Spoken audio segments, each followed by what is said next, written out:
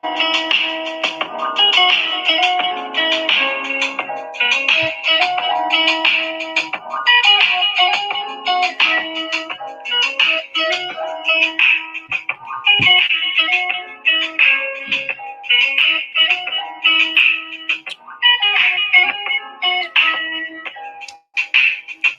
hello, hello, hello. Oh, see this ring light, show these rings in your glasses and everything.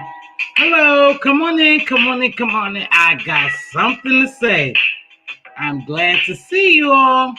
I'll wait for a few people to come in. You know, I know some other people lie, but I'm always going to do me. Come on down and join me. If not, I know you watching. Please make sure you hit that like button. Even if you hit the thumbs down, it's still engagement. Whatever you do, just do it, please. Thank you. Thank you. Thank you. Well, today we're going to talk a little bit about this Lisaraye. We got Tasha K and Cardi B on the agenda, as well as Millie Mob Radio. You know I love Millie. I really, really do. I like that sister. And Lisaraye and her mother on Iyanla.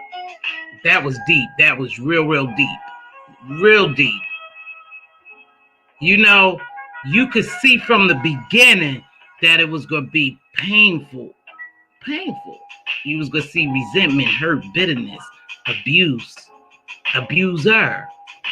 So, it was so deep. I'm so glad that you texted me and told me to watch it. Hey, Light Bright. I know we got some of the mess going on this morning, so I don't know who's here, but I'm still going to talk, still do my live, and who's here will see it. The message will be for them, and who's not, they could catch the replay, right? Because we know drama sells, so everybody running drama. Light Bright, I miss you. How you doing, baby? How you doing? Thanks for joining me. Those up in the skybox and those down here. Thank you for joining me. I hope all had a good Thanksgiving. I had a blessed and restful Thanksgiving. I had fun with my family, even though we were limited amount of family. It still was fun. We had fun, and I ate plenty. Right? Sick of the turkey now. I've been running through these streets. Hey, Sipper Mocha. I've been running through these streets, but I had the opportunity to go over to Stereo with Sir King. Now, I like that application. I like that engagement. I like the intimate setting. And everything is not about over here, even though some things may be said about over here. A lot of it are good topics, good engaging topics that we need to, positive topics that I think we need to really engage in and be a part of, because that will help us grow healthy, you know, positive, health-wise. You know, you need to feed your soul with some positivity. Everybody don't like it, and we just happen to be in the wrong area for it. But like I said, dark has to clash with light. You just have to, dark and light have to exist at the same time. And now that I realize that, I'll stay right here and I'll go nowhere, whether they like me or not. Thanks for joining me, Yolanda Marie. Sipper Mocha. I like your channel, sweetheart. I catch the replay a lot of time because you do uploads.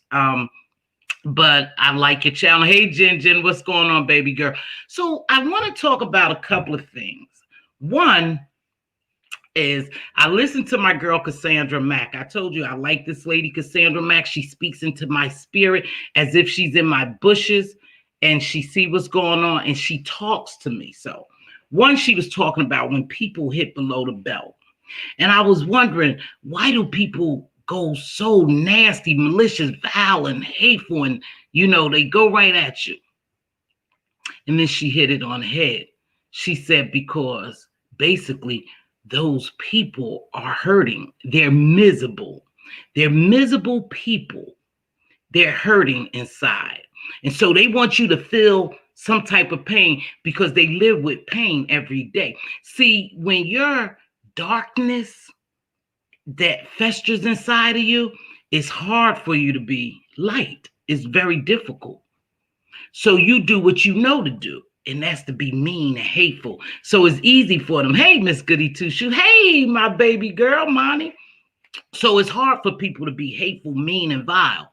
And so we see how they get down here. We see. And see, they resort to talking about your features. How you look, what you have, what you don't have. That's what they resort to.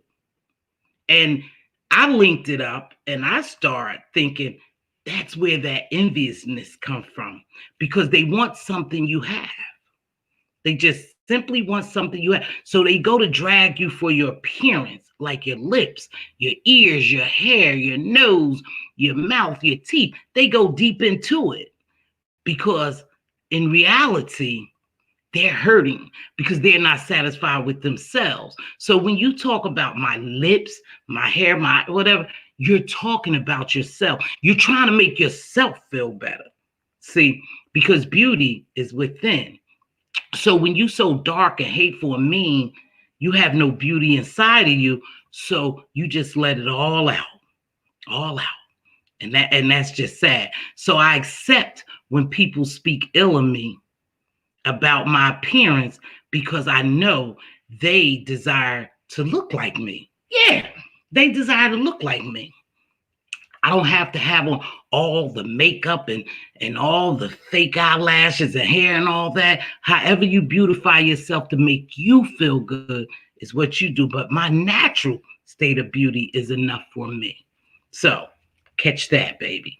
Now, I wonder if you guys saw, did you see the Lisaraye and the Iyanla Vanzant interview? That was deep. That was real deep. But that was so deep, it resonated with a lot of people here. Whether you admit it or not, thank you, Nene. I love my features too. I told you, I think I'm a good-looking woman to be my age. But it resonated so deep that I know many women felt the pain of those queens because they all are queens. They just happen to have broken crowns, missing jewels in their crown. And Iyanla broke it down to them. You have to see it because I listened to several people who watched it and they said the same thing. It reminded them of their family. It was so deep. You saw a queen, the mother. When you watch them, if you just look at the beginning, when they sat down, when they were coming in the house, they had smiles.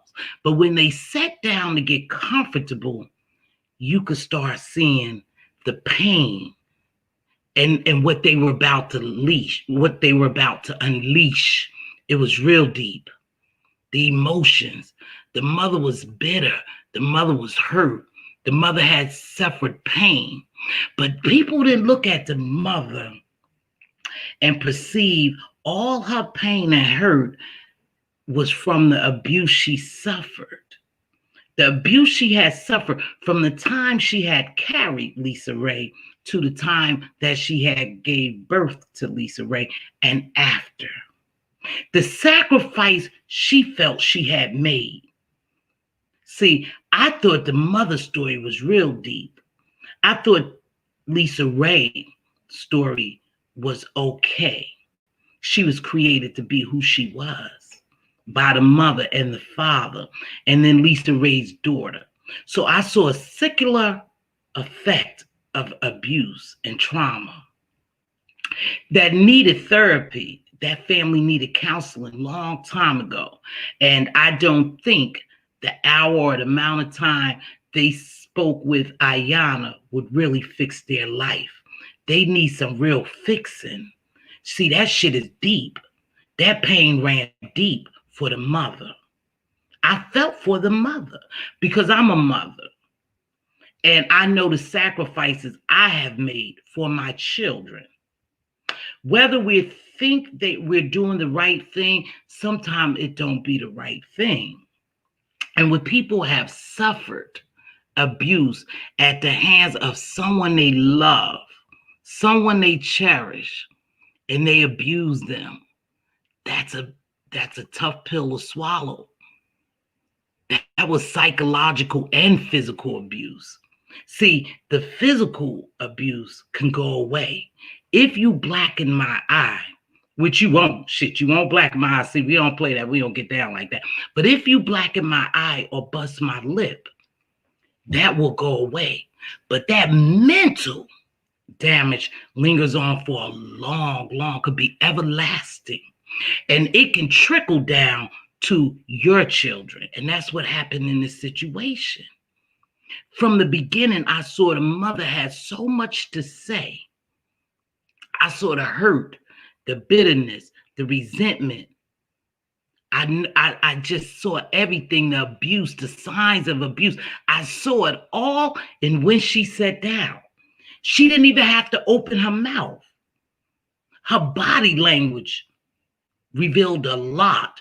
All their body language was great revelation to what they felt.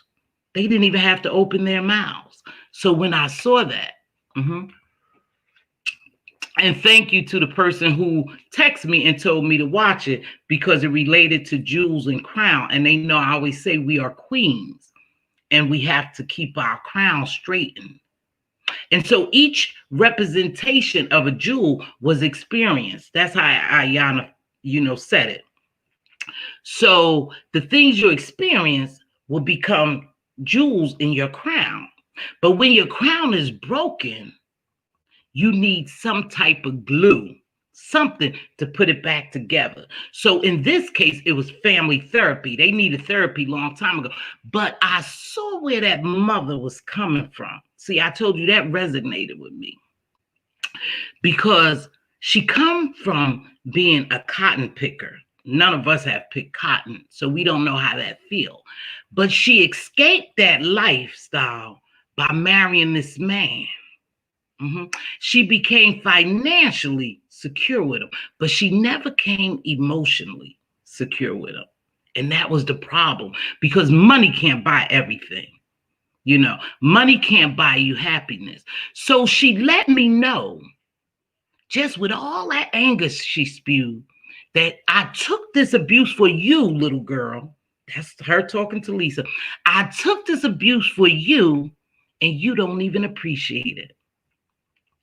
That was deep. That was painful because a mother bonds with their children in the womb.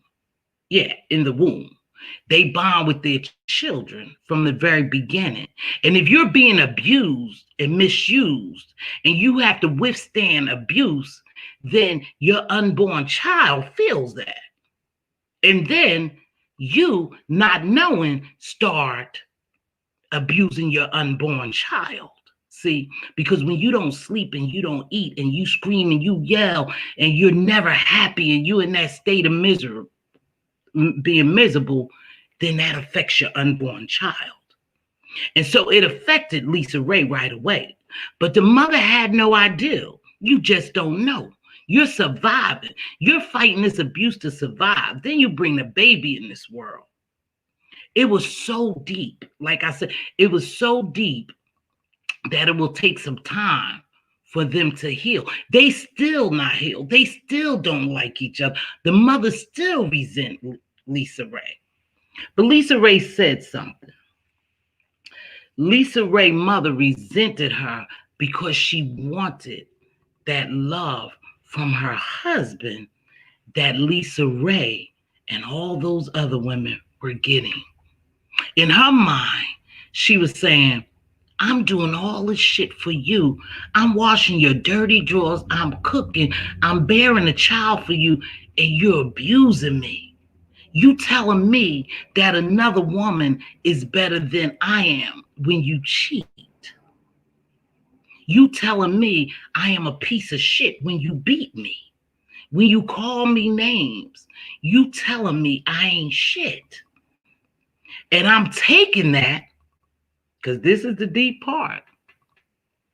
I'm taking that because I want better for my unborn child. and because you show me security financially. But I know if you show me security financially, one day I can take my baby and go. That one day never came. So that woman suffered abuse. So she's bitter. She's resentful. She seemed hateful. She was the abuser to her daughter and didn't know it. That wasn't her intentions, because your intentions is not to abuse your children. But circumstances cause you to be the abuser. Remember that. Circumstances causes you to be an abuser. That's not your intentions. That wasn't that lady's intentions. That's how she dealt with that situation. And she never did escape the situation. Hold on. Hello?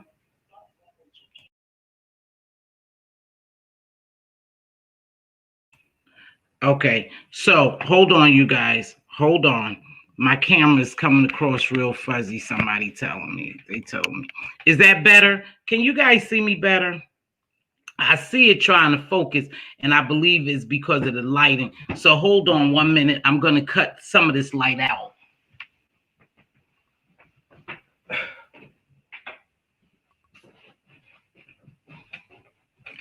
I think with this camera I have, when it tries hard to get the lighting right, it keeps focusing. Is that better? Am I buffering? Am I blurry now?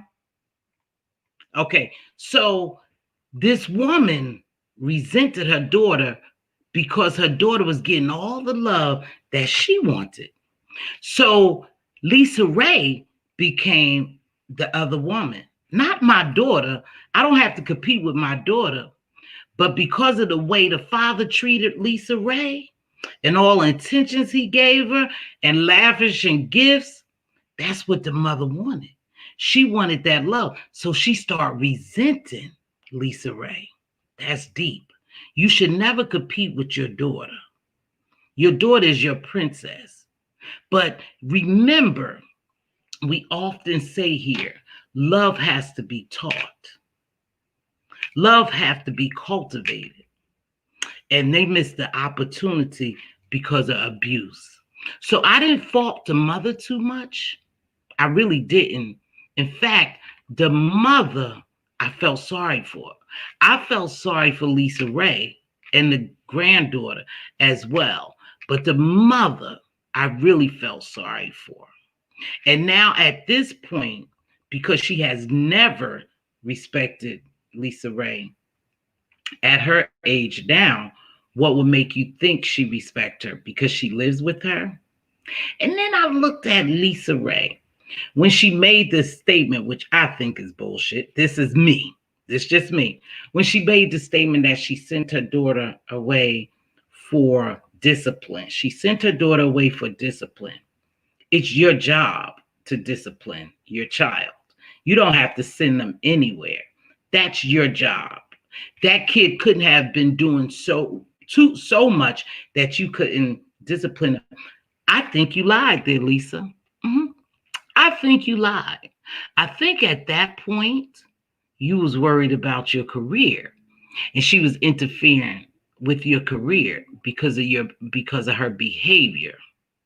And you didn't want to sacrifice your daughter, yourself, your career for your daughter, and that's why you sent her away. See, that's what I picked up. I think I saw through the bullshit. Oh, she was so bad, I had to send her. No, if you have money, you use your money like your father used his money to control your daughter. See, it's a secular thing. You used your money to control your daughter and to manipulate your daughter, and you still doing that. You manipulating her by allowing her to live in your house, but you make sure you let her know who's the queen of that house, which I agree, but I take care of you. I don't care how old you are. I take care of you. So you were giving her things too. You were trying to buy her love instead of giving her love. Love you can't buy. You have to nurture that, and you have to give love. And you didn't do that. And you said you sent her away because of her, you wanted to discipline her. So you send your child to someone else for them to discipline her, for her to respect them and not you. That's what it sounds like to me. That's what you said. I didn't buy it, but that's what you said. It was deeper than that. See, your mother saw an opportunity to get away from picking cotton, and she met your father, and she stayed in a relationship with your father. So she suffered abuse at the hands of your father because she wanted a better life for you. You, in return, sacrificed your daughter for your career. Yeah, that's what you did, baby. You sacrificed your daughter for your career. You thought in your mind, I'll send her here, I'll focus on my career, and I'll buy her love. But you can't buy love.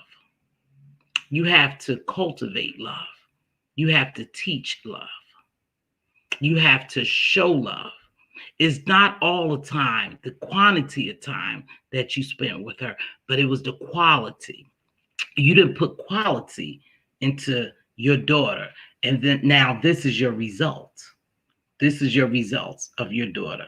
You called her lazy, you called her this, you called her that, because that's your result. Because you bought her, because you didn't have time for her.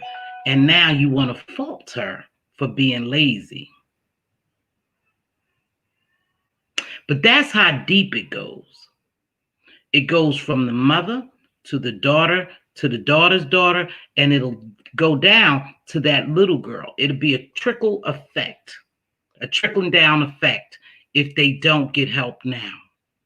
It was really deep. And Iyanla couldn't fix it. But she was on point. But she could not fix that. It was so much damage there, and it's still so. And when they walked away, I can almost guarantee you, I'm not in their house. I wasn't on set. I don't. I could guarantee you they didn't change. They felt the same because it was so deep rooted. Iyanla couldn't fix it that quick. They need therapy. They need lots of therapy. The mother is an older woman, a woman of a particular age, I like to say. And she still harbor that hate for her daughter, that resentment, that bitterness. She's disappointed in her daughter. She disappointed her daughter because her daughter loved the father more than she loved her. You can't understand that. You can't understand how your child will love someone more than they love you when you gave birth to them. You spent 9 months. You spent years of getting your ass kicked, name calling, cheated on. You spent we can't even imagine how many nights that woman cried from the abuse she suffered from someone she loved, someone she thought would protect her and love her back. We can't imagine that. She's a woman of a particular age. That's embedded in her. That's why right away you could see what was about to come out their mouth. The resentment, the bitterness, the abuse, the hatred. You saw they didn't even have to open their mouth. It was written all over them. All of them. That's how deep it goes. So when we expect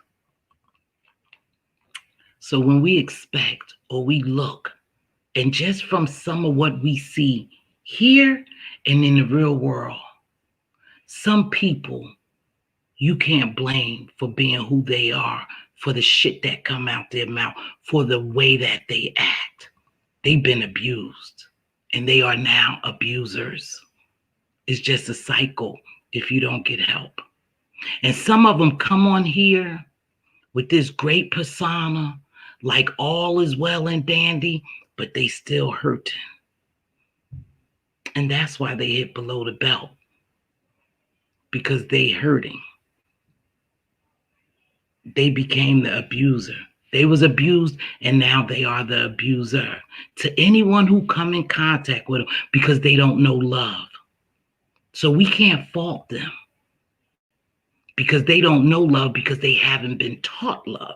They haven't even been loved. They have, you have this bond. Right away, you have this bond with your child. When your child is in your stomach, your womb, you have a bond with them right away. So when they come out, it's like a mini you, it's like a new beginning, something precious. That don't always happen with people. And when that doesn't happen, then they have a problem. They have a problem that could be lifelong, everlasting, if they don't get help. So that's how you look at some of these people. When they hit so below the belt and they're so mean and hateful, that's because they haven't been loved. You have to be loved to love. Oh, I am blurry. I am blurry. I see it. Hold on, you guys. Let me take this camera off. Hold on. Let me unhook from this camera. Give me a minute, you guys. Yeah, I see this camera is very blurry.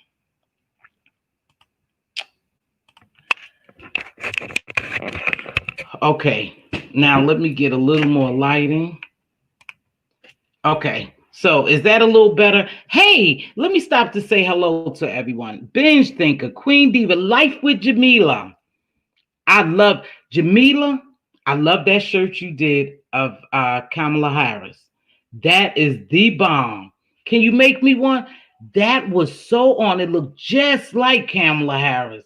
That is nice. That was a beautiful shirt. Jamila got a nice Jamila, one day I'm gonna let you jump on and tell us a little about it. But Jamila has a graphic design business, but on shirts. I think it's on shirts. She bling out shirts, masks. She did Diva a beautiful mask. She really did. But that was a beautiful shirt. Let's see. Let me speak to everybody right quick. But that was deep. Who saw that? Who had the opportunity to see that with Lisa Ray and them? Hey, Binge, baby. Brixton, my babe. I talked to you late last night or early this morning, Brixton. You and I. And Sir King was on stereo. I like that. Jen, I spoke to you, and my Nini and Mani. I think I spoke to everyone. So it was so deep. It was so deep. But then, like I said, it resonated with a lot of people that I heard feedback from, because it made you realize that if you had family dynamics like that, you knew what was happening. It was a bit of therapy for you if you ever incurred that family dynamics. And we all have family dynamics, right? We don't get on here and always tell our stories because we're not in that climate. We're not in that environment where we could say it and people don't hold it against you and make, smear you and do all that crazy stuff and try to humiliate you with your story. But your story is your story. So if you're a mother, if you're a daughter, and you wondering why you don't have a solid or sound relationship with your daughter, then perhaps there was family dynamics. You have to be taught love to love. And a lot of parents are catching up. If they didn't receive that love, is a natural love. Is a natural love. But if you didn't receive that love, hey, Milan Treasure, thank you, baby. Thank you. If you didn't receive that love, then you can't give love. That's just simple. You can't give love if you didn't receive love, and they didn't receive love. Now, they never went into how Lisa Ray's mother was raised, how her mother and her relationship was. But I can tell you from just what she said, she escaped. See, when you use the word escaped, I think she used escape. That's deep. That's deep. I escaped, picking cotton, or I left picking cotton. So it was so deep that it resonated with me. Because I watched some things and I said, damn, that's what's happening with people. That's what make people who they are. You can't always judge them. And sometimes I used to be quick to judge. But now I know why some people get down. It's deep rooted. It really is deep rooted. And they may not know that it's, hey, baby. They don't know that is deep rooted. And so they don't seek help, right? I'm telling you, please, if you haven't watched anything else this year, please go watch Lisa Ray. Thank you again, baby, for alerting me to that, because you told me I had started watching a little bit and then I think I drifted off or whatever until I received your text. Thank you so much. It was deep. So it's important for us to learn where some of our behavior come from. Is learned behavior. As queens, why we don't represent ourselves as queens. Why don't we think we are queens, really? We throw that term around loosely. I am a queen. But do you really think you're a queen? I don't think so. Because queens don't act a certain way. Queens don't act a certain way. So when you say you a queen and you don't act like a queen, remember, we're watching your actions. Don't label something you're not. So all these queens with these broken crowns and shattered pieces, you need to go get therapy to help you put that crown back on straight. You do. You have deep-rooted problems, and you too can't fix them.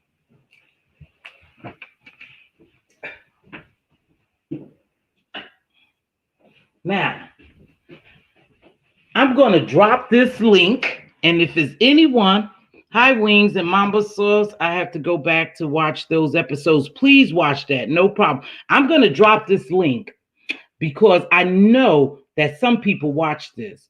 Good morning, Miss T. I think something going on with YouTube. You're about the fourth content creator with the blurriness.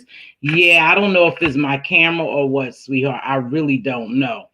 But I took the camera off and now I'm just going YouTube. I think they are over here messing with us as well, you guys. I really do. I've seen some crazy stuff happening. People, videos getting shut down, cut off in the middle. A lot of blurriness. I've seen some stuff yesterday too. Good morning. Good morning, Spiller Boy TV. Thank you so much. That was deep. No problem. I knew you would love it, and I thought it would be a great discussion for you. I'm telling you, it was so deep. It was. But like I said, when I saw those ladies' body language, when they sat down, when that mother sat down, that mother was ready to go because she needed somebody to listen to her. All these years, all this suffering, abuse, no one ever listened to her. She held that in. She actually hates her daughter and don't know why. She hates Lisa Ray. It was shown. Okay, I'm gonna drop my link if somebody want to come on and talk about it. If you saw it, I asked several people to watch it because I wanted to host a panel. I wanted people to come on so we could talk about it, because I know that had to resonate with people. Whether you're a boy, a girl, a man, a woman, somehow something on that show resonated with you. See, everyone has family dynamics. We just don't come here and talk about it. But everyone has family dynamics. When people ask you what is a normal family, there is no such thing as a normal family. Your family is your family. Your family dynamics belong to you, but your family dynamics could be healthy or unhealthy. And there's reasons why so many children are coming up in unhealthy relationships. Not all parents are drug users. Not all parents are criminals. Not all moms smoke crack and all that crazy shit. Mothers are out here working hard to raise their children.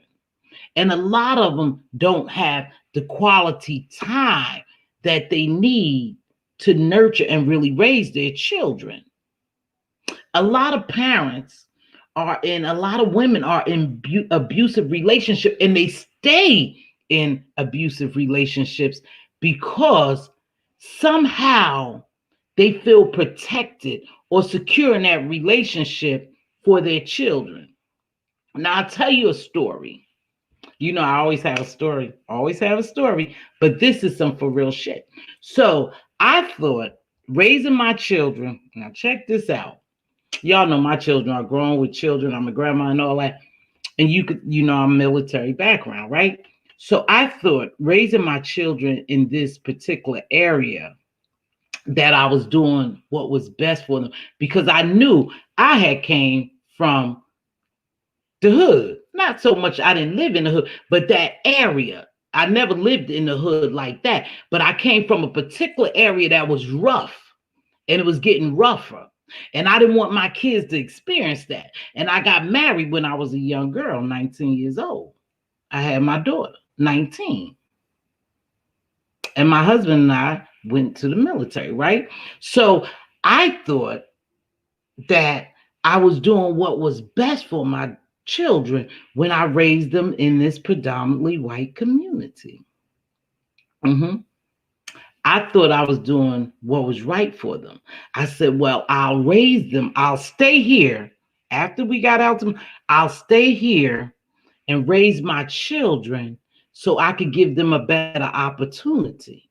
The schooling is better. The crime is low. We live real well. I'm going to stay right here because I'm going to raise my children in this environment. Right? So my children get grown and they haul ass. They just go. And then they tell me when they're grown. Now, remind you, as a mother loving my kids, I'm thinking I'm doing what's best for them. Oh, this is the best opportunity for them. Oh, I'm going to let them go to these schools. I'm going to let them do this. My children go. It was the worst thing I could have done for my children. And I had no idea. I really thought I was giving them the best. And I stood on that. And I still stand on that until they tell me different. See, that's what you do as a mother.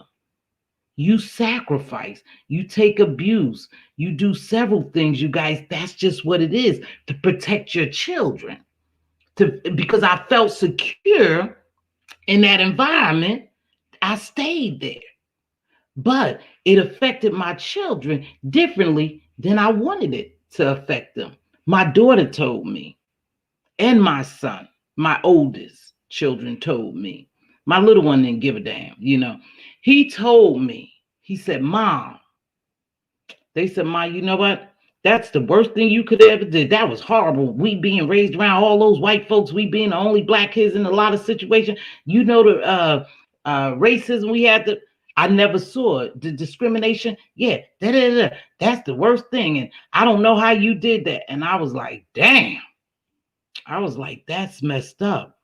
That was painful. That was a little hurtful to me because I really thought I was doing what was best for them.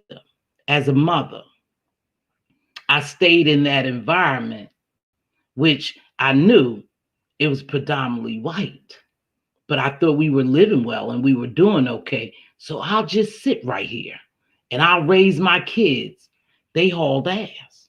They left quick. And they told me, we'll never come back here. Why are you around all those white folks? But it was black people too. Don't get me wrong, because any military environment is diverse. But the fact is that they were out of maybe 100%, it probably was 10% black or 20% black, but they went to the best schools. They were well educated in my mind. They had the best. They had the best house. They had the best clothes. They had that. It wasn't right. It wasn't right for them, but I thought it was right for them. So that's a story. Sometimes we stay in situations thinking that we are doing what is best for our children, and it's not what's best for them.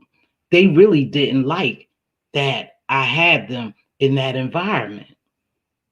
And they let me know that when they got older, how much they hated being sometimes the only black kid somewhere, or maybe 5 or 6 black kid amongst 80 white children in school, you know?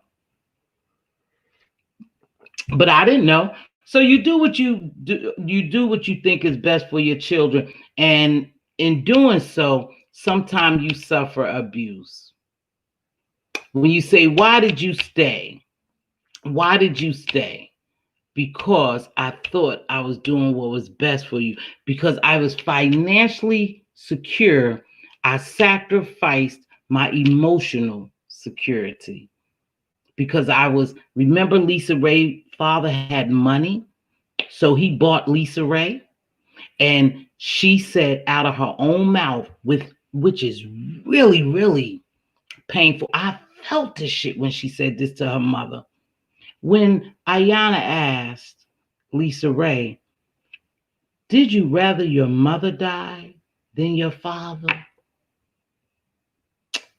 She said, yes. That was all she wrote for me.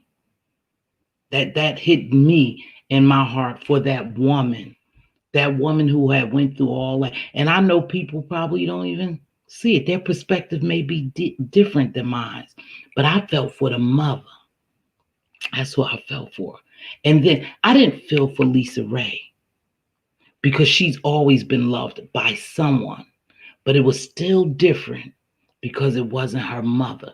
But she had accepted that her mother didn't love her. So she sucked up all the father love, and she was a daddy's girl. See? But you expect your mother to love you. In reality, you guys, we see it all the time. Boys are closer to their moms and girls are closer to their fathers. What drives that? I don't know, but it's a fact. Boys are closer to their mom and girls are closer to their dads in some cases. But then you know mothers and daughters are best friends as well. And none of them had that. Lisa Ray is not her daughter's best friend. Um, the daughter is not Lisa Ray's best friend, and vice versa. The mother is not her best friend. They're not friends at all. They are suffering a lot of hurt, and they need therapy. But I think at this point, the mom is the mother is who she is, and she's not going to change. Therapy may not help the mother at this point. I think she just so bitter, so hurt that is not going to change, and they probably don't even care to get therapy. This probably was just some show shit. That's all. Okay, let me read some of these comments, and then I'll drop the link if anybody want to come on, and if not, then we will continue on with it. But if you haven't seen it, please go check it out. Especially, you don't ever have to tell us, but especially if you are suffering some type of dysfunction in your relationships, this will help you understand it. This will help you. Hey, is that you, Binge Baby? Is that you? You can unmute, love. Binge, good morning. You can unmute. I gotta close these other windows. Hold on. Okay, baby. So it was so deep. So if you trying to understand sometime where so much pain and hurt and bitterness and resentfulness and come from, dig deeper. Dig deeper, because everyone has family dynamics. We just don't need to come on here and tell it, but you do need to seek therapy. And one day is not enough. Remember, you are mentally broken. Go ahead, baby. What's up, Benj? Hi, Benji Pooh. Hello, everybody. Hey, Miss Teav. Hey, I baby. The resentment that they still have now is probably because the mom depending on depending on the father for everything, and now she has to depend on Lisa, whom she already hated. You know. Exactly. So, do you think, okay, see, now what I did see from that is perhaps Lisa will become the abuser to her mom because her mom depends on her, right? Exactly. Exactly. It's like they're all probably still manipulating each other. Right. I know Lisa for sure. Well, you're right, all of them. But Lisa is trying to buy her daughter. See, she's trying to buy her daughter. Well, did you buy the fact that her daughter, she sent her daughter away because of discipline? Because I didn't buy that. That's just me. I believe she did it for her career. I think so too. I think it's easier to get rid of a problem than to try to solve it. And her career probably was going strong at that point. And she thought, here we go, she would sacrifice her daughters and her relationship for her career. Now that's what I believe. Also, back to the mom saying that she married the father because she was tired of picking cotton. It's Yeah. almost like she didn't say I married him because I loved him. She said she was tired of picking cotton. So almost like she got what she got, not knowing what she was gonna get. Say it again, Benj. She never said she married him because she loved him. She thought that it was an escape path. But perhaps too, now that you say that, even though it sounded like the father was Papa was a Rolling Stone, a gigolo or whatever, perhaps he knew she didn't love him. See, she didn't dig too much into her and the father's relationship because it wasn't about them. But perhaps he knew she didn't love him, and that's why he treated her like that. I don't know. Seems like she probably came to him with resentment because she stressed that she was the seventh out of 13 children and that Okay. she had also taken care of the children, not her Yeah. siblings. Oh, well, yeah, she did have a big family. Now that I think about it though, he could have known that that woman didn't love him, Binge, and we don't know because she didn't tell her story. See, she didn't tell all her story. We don't know how she started out with him. You know that he had to go to another woman to get something. When normally in a relationship, and some men are just dogs. Some men just want more than one flavor. But normally, when men step out or women step out in a relationship, they're lacking something in that relationship, right? She was probably emotionally unavailable to him, just like she was emotionally unavailable to her daughter. She didn't even seem to like him. Yeah. See, that's what I mean. So that lets you know, hold on. That lets you know then Spill It Boy and Binge, then it was deeper with the mother. We don't know how her rearing was. But if she didn't really like him, and like you said, he probably picked up on that she wasn't emotionally available. Did you say him or her? Her, that she probably wasn't emotionally unavailable. You got to think about her being in the middle of 13 children. Uh-huh. Probably her emotional needs probably was never met. It made me think of The Color Purple, Mister. Okay. Yep. You know what? You guys I are, agree. you know what? I told you I wasn't no TV buff, right? I never really seen The Color Purple. I know I hate to admit that.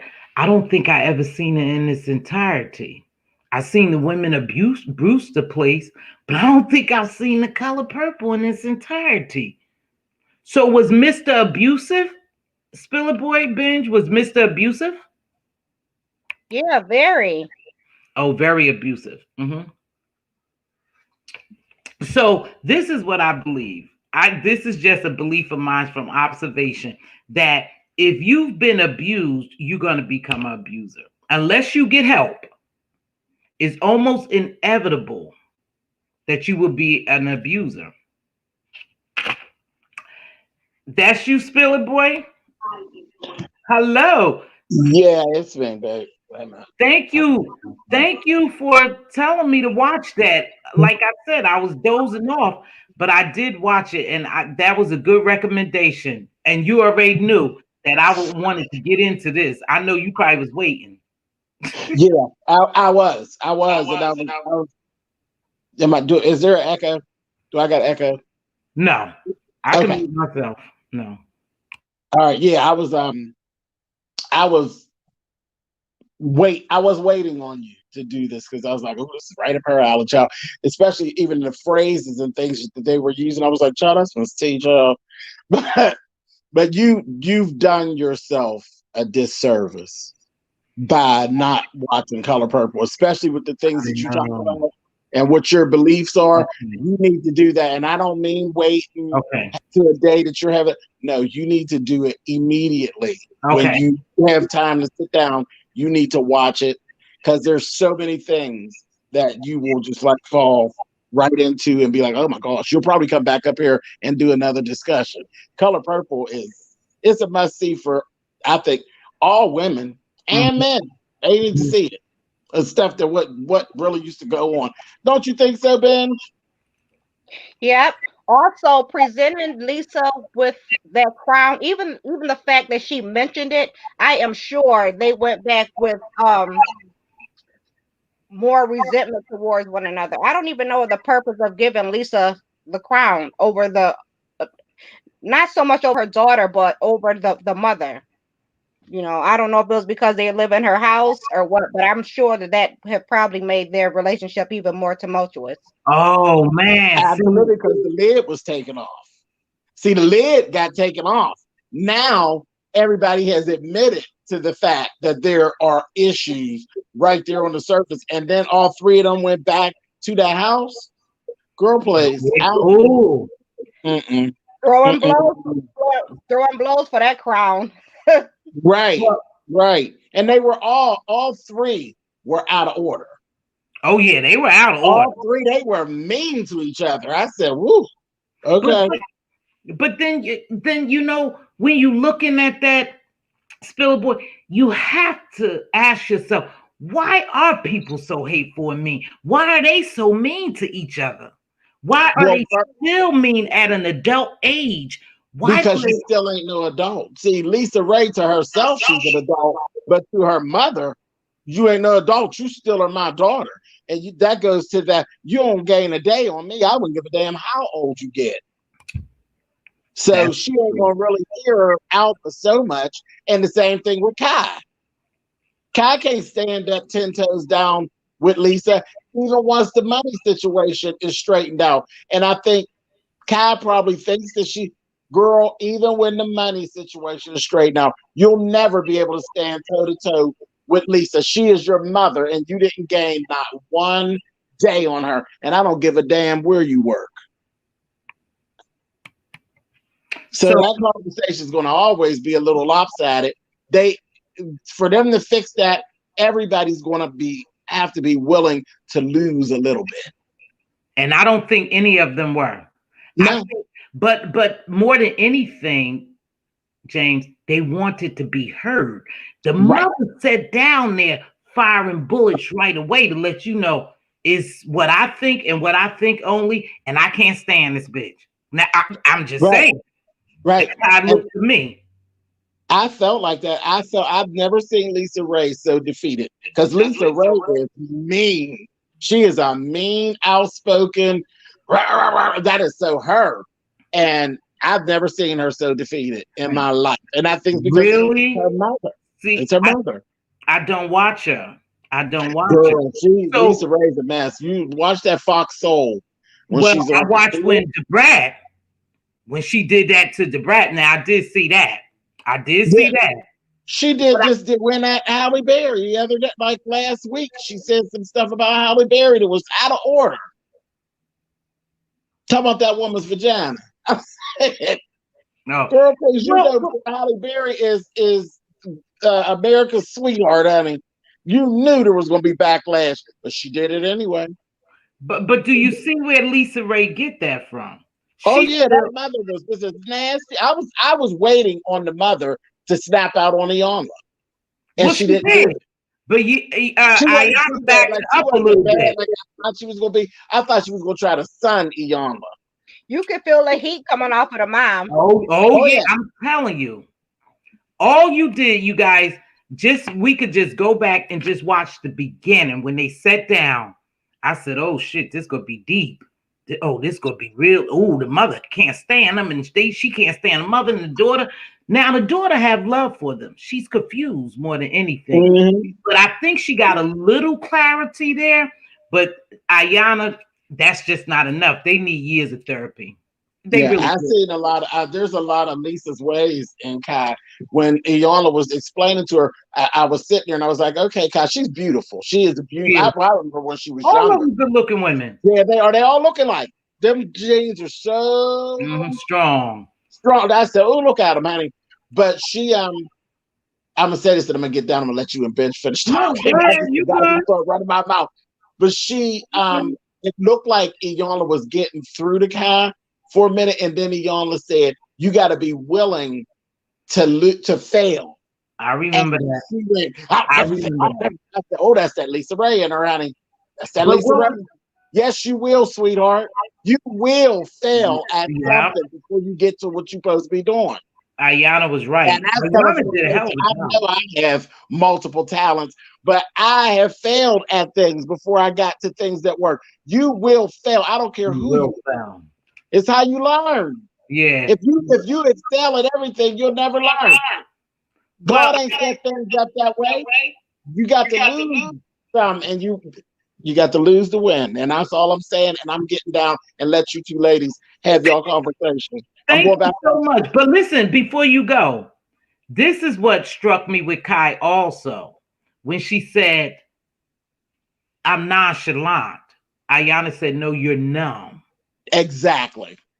And us being adults, we can see that. We can see that. By her being, in her 20s, I don't think she can see it. It's going to take some time. But yeah, I can see it right away.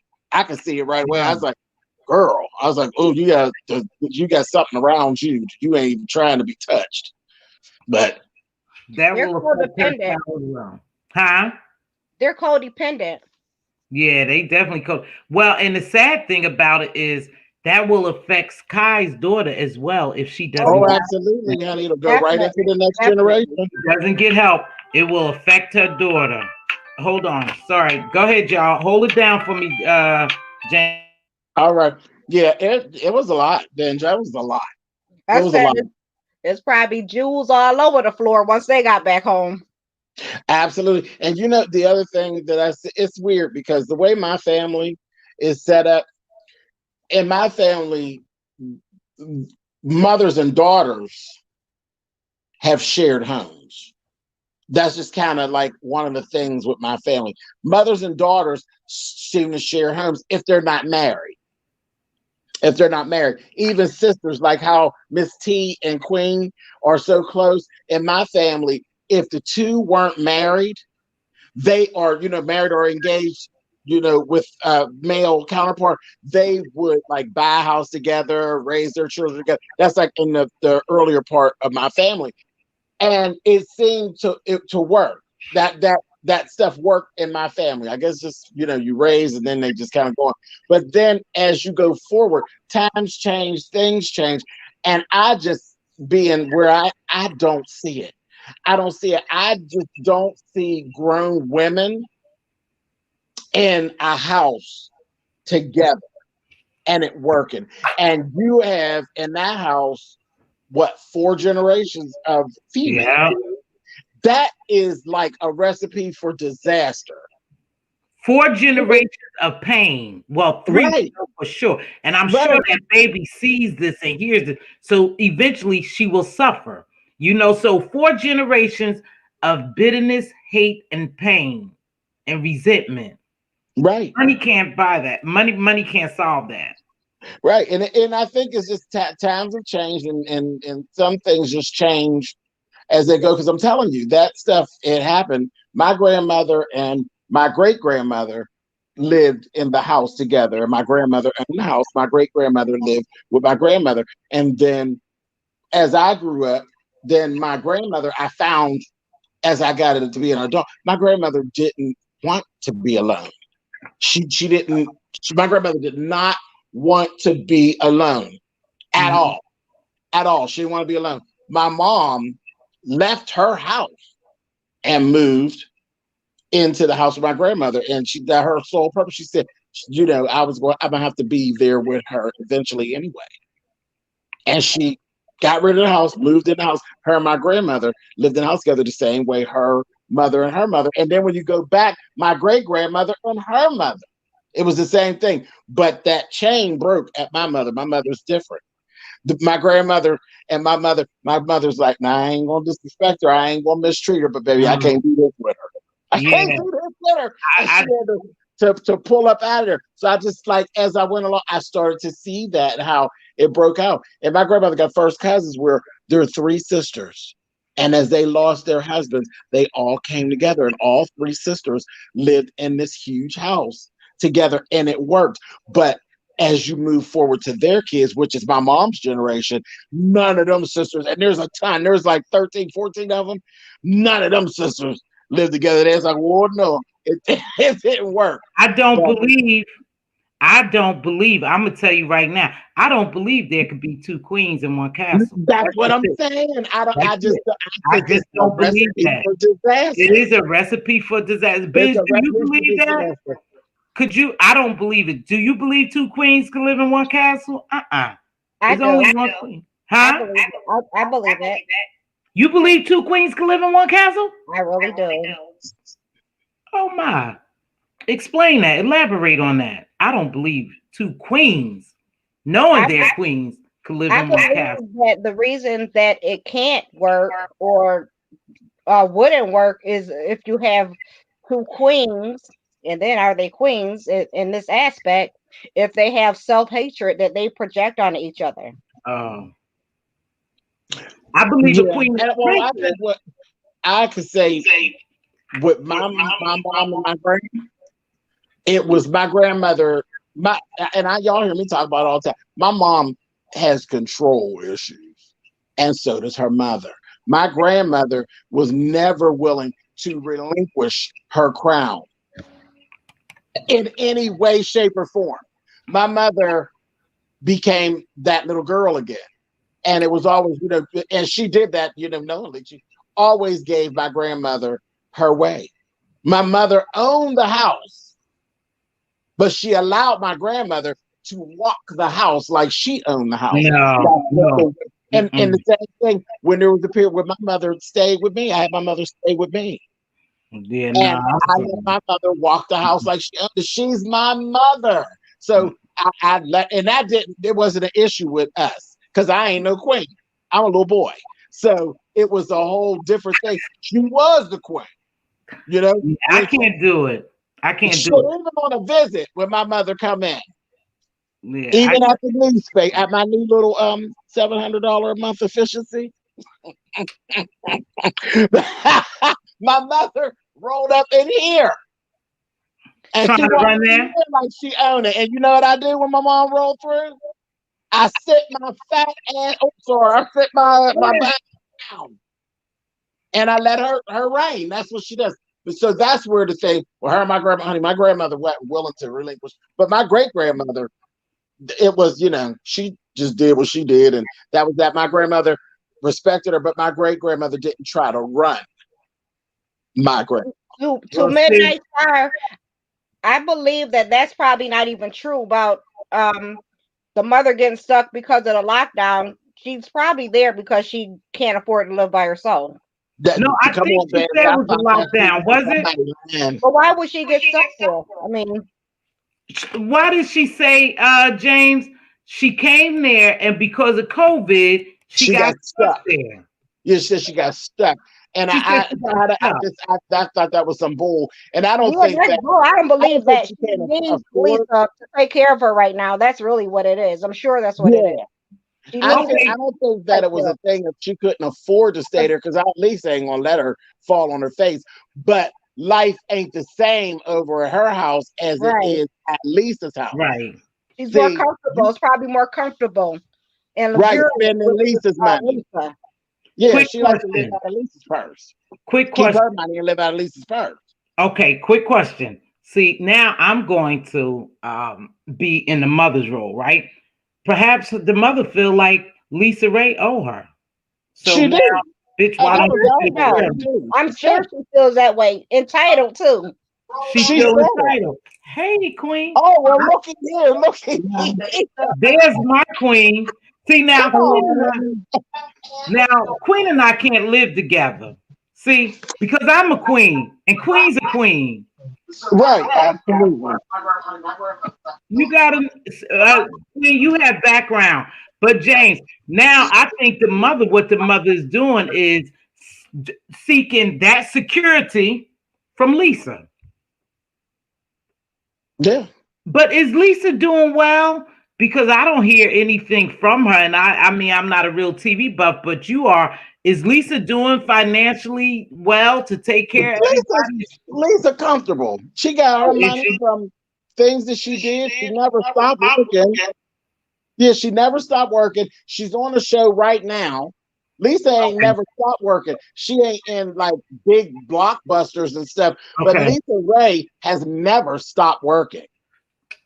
Okay. Remember, she was married to the guy. He was a prince. Wasn't he a prince or something? Oh, that's right. Then, Prince over in, yeah, that's yeah, right. and then she divorced him. She didn't walk away from that empty-handed. She had to sue him and all that stuff, but she didn't walk away empty-handed. I don't follow Lisa her. Ray Yeah. was a dumb chick. What's up, Queen? Unmute yourself. You need to unmute. Hi. Hey. Hi. Sorry. You know what I wanted to say? Because like James was saying, now Tiva, I don't know why you don't remember your grandmother lived with her mother. Oh yeah, I remember. Me and your mother lived together.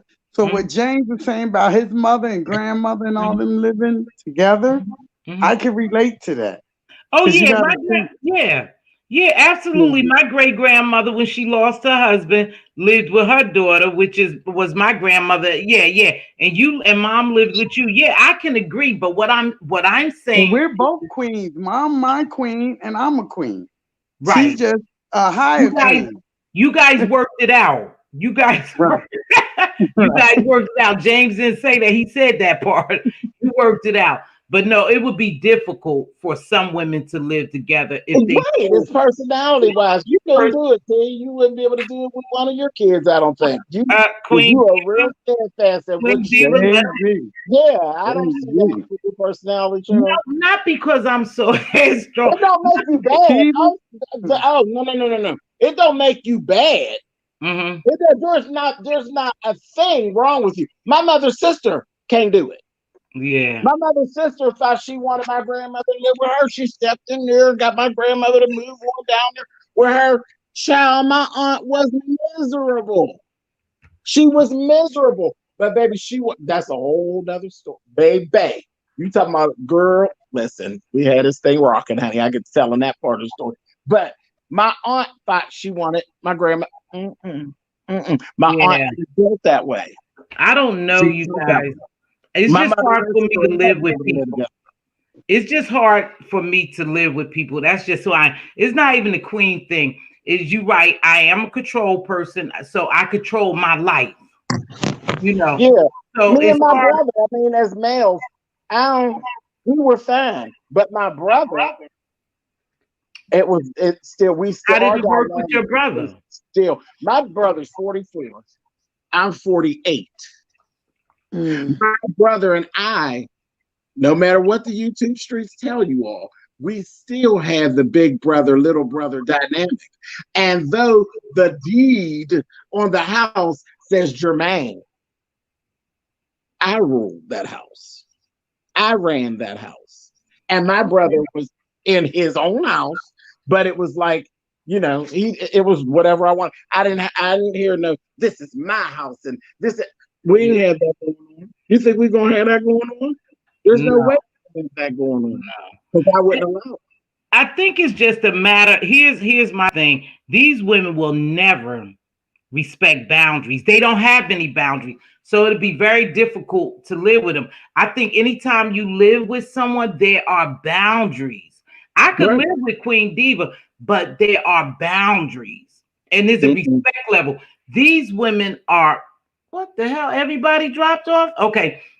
These women are really damaged. So there be no boundaries. So they could never live in a healthy state.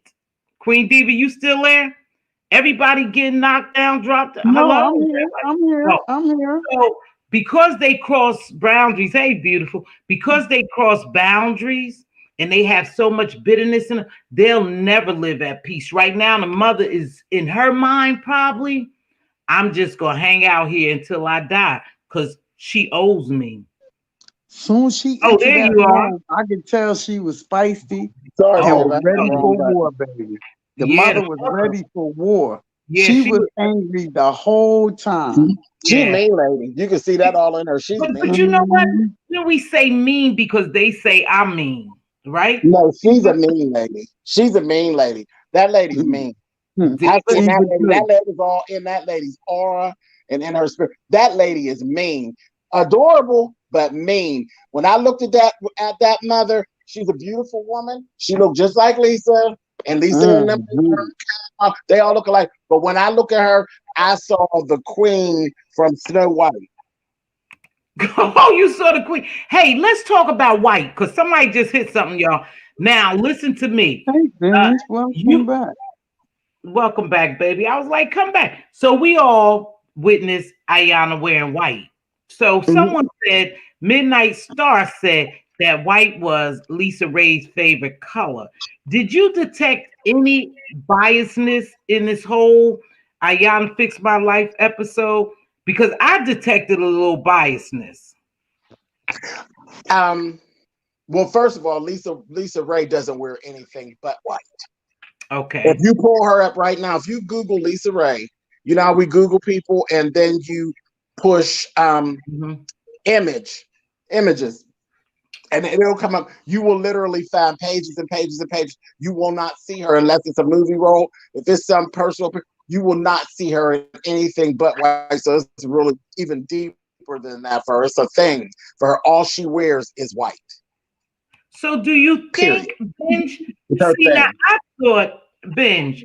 Oh, sorry, James. I thought Lisa Ray that Iyanla favored Lisa Ray a little more, not because of the color white, but that just brought it back memory of something. In my opinion, yeah, almost like she made her the star of that. Yeah, she made her the star. Yeah. So you don't think that alone made the mother mad again, or envious again, or jealous again, or resented again of Lisa Ray? Yeah. Also, in metaphysical studies, it's believed that a person that wears white, like most of the time, is that they have a lot of internal conflicts, a lot of internal wars. Yeah. I thought you was gonna say felt superiority. Oh, I didn't know that. That's the image that they are projecting or trying to project. I think I have a window I need to close. Do I have an echo? No, I'll mute myself while you talk. But so they're trying to project a godlike or angelic persona or image, but actually they have a lot of inner conflict. You just said a mouthful, Binge. You just said a mouthful. Oh, okay. Wow. Okay. Hello, Promise Dior. So like I said, I just felt that, oh, maybe that's what it was. Shit, I didn't know that. Thanks for teaching me something. See, we can learn something every day from young to old. It doesn't matter. Who wrote the letter? Because I don't remember that. Because you know she says that. Who wrote the letter? Who wrote into Iyanla? It Lisa. was Bingo. Lisa. Okay. Oh, okay. So I got it. Lisa got the star power. Oh, so that's why I was all about her, and that's where the biasness came from. But see, to me, you can't resolve something if you're biased. See, that's just a fact. Whether it's Iyanla, another therapist, or any, the only reason why a person, most of us could solve our own problems, right? Therapists give us tools to work with, right? But we can actually solve our problems if we would sit down and talk and listen. You can pinpoint the problem. But this is the deal. Therapists aren't biased. See, to me, Iyanla was biased. I don't know. Because she chin checked Lisa too. She chin checked Lisa. She did not play with Lisa when it came to Kai. She chin checked the mess out of Lisa the whole time. She didn't go easy on her at all. She was like, you messed this up. And yeah, that's true. to hear I somebody really tell didn't you. like that she was gonna present her with that crown. Like that really did something to me. It did.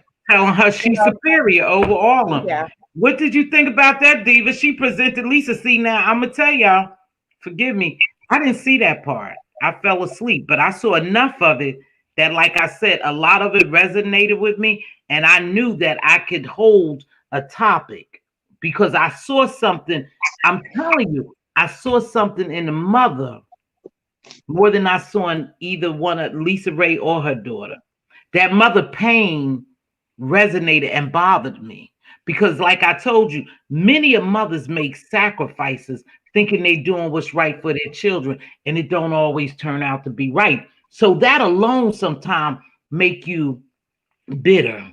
I sacrificed all this damn time. I took all these ass whoopings, this physical, mental, emotional abuse for you, and you don't recognize it. But I took all this for you, I even don't though believe she her. took it for herself. I don't believe her. I don't believe her. I believe everything that woman did from being a young girl moving forward was all done for her, and she has a story that she's sitting in because that's what looks good in the public. Hmm. That's that Interesting. woman is just a self-centered. That's the queen from Snow White. I'm telling you. But James, Yeah. James, Yes. monsters are created. You don't just wake up and you're a Yeah. monster. Monsters are created. I mean, some No, people. and she's the middle child. She had six And her mother children created her. from the Her beginning. mother created her. Yeah, she's the middle child. There were 13 children. She number 7. If Miss T, you Mm. know my story. You know Yeah. that I was adopted. To this day, my mother, and she says it in his face. I stayed with your dad because I knew that he would be good for you girls. And one day she was saying it. I asked her, "Are you bitter?" I really should have said, "Why are you still with him?" But I said, "Well, why not? Are you bitter?" And she was so surprised. I asked her that, but she said it really low, but she said yes. And I'm 50 years old now, so why are you still? It's almost like you're blaming us, me and my sisters, that you stayed in a situation with my dad. And I love my dad; he's a good dad.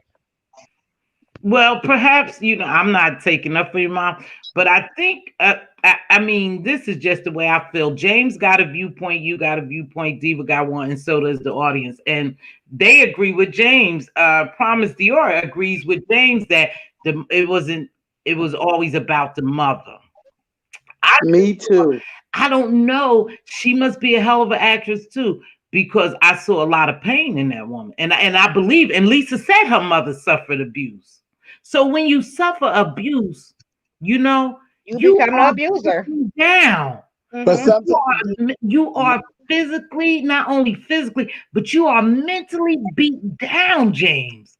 That but the Trauma. mother thing beat is, now look at down. this. Projecting that trauma. That's what it's called. Projecting that trauma. Okay, and listen to Good. this, Benj and Miss T. Just think about this. If you look at it like this, you're right. We saw abuse, but who was the abuser? Because All of if you are jealous and filled with envy as pertains to Lisa, then you are abused, but you're abusing yourself. You're beating yourself up constantly. You are staying in her presence. You are up underneath her thumb. She is a major part of your life, though you are filled with envy and jealousy. You're abusing yourself on a daily basis. Okay, Ben. Wouldn't you be angry? Especially when it all come up and it's boiling to the surface and come up angry as heck. Well, that's why. Well, James, the answer to that, I would be. But remember, things are taught, and we learn from experience. So Mhm. if you beat my ass every day, right, then I will know how to beat your ass, or beat someone else's ass every day. Things are taught. So she probably is mad. I don't know. For some reason, I felt the mother's pain. I felt all of their pain. And did you get to the part, Miss T, where it actually came out that because she didn't feel that way about Lisa in the beginning. She didn't get angry and stop really liking Lisa until her and the father separated and Lisa went and lived with her dad. She felt betrayed by Lisa. So I think that's where a lot of the I hate Lisa came in. I hate Lisa, but I need that purse. But I need that purse. There you go. But that's something we touched on earlier, because she chose the father over her. And so in my mind, I've done all the shit for you. I've taken all these beatings. I stayed in this abusive situation for you, and you go to the ops.